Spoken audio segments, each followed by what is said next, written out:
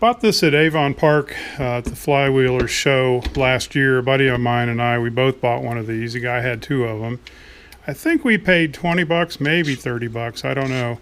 But this is a record player spring motor, it's called.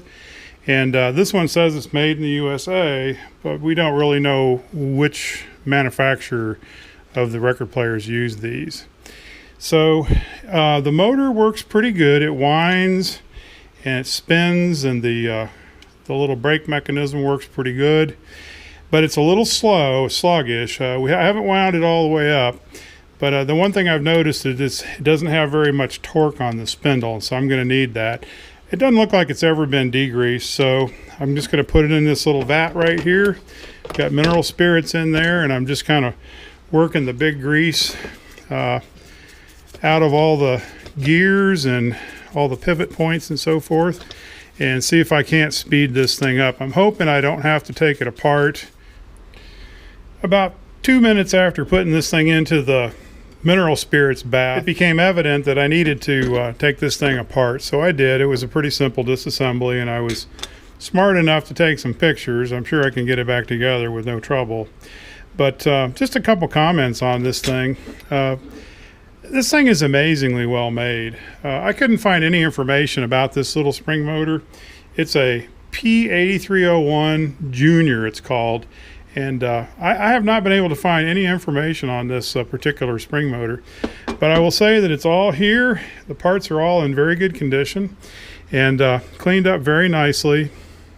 Can't help but be impressed with the quality of this thing. You know, this was made probably in the 1920 or earlier time frame, and here it is all these years later, still working fine.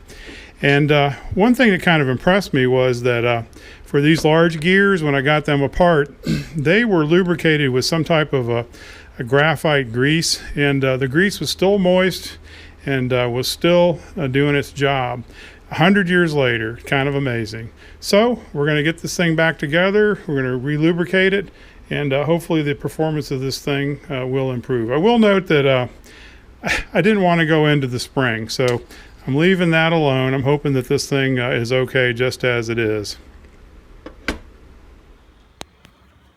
Took it apart, re-greased it, put it all back together, cleaned it up, and it runs quiet and it runs strong. Pretty happy with it. The motor's running nicely, so I mounted it to this little piece of plywood.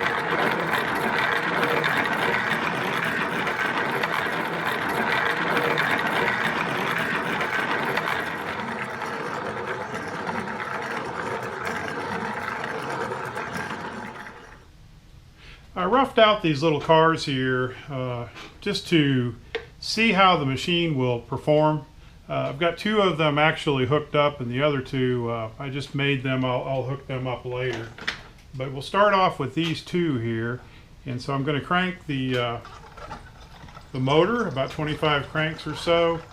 I don't have this thing even close to ideally set up, so there's a lot of adjustment that's needed to get this thing going to its most efficient performance.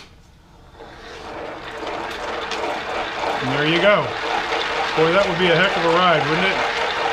So on the inside there's a throttle here that you can use to adjust the speed, and we'll hook that up later so we can make this thing operate at a little bit more reasonable speed here. But boy, this thing really runs good.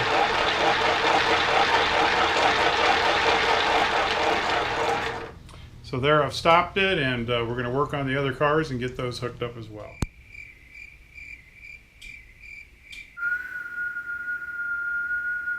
Very pretty, but you cannot go in my garage. I'm sorry. We're going to leave you in the backyard here.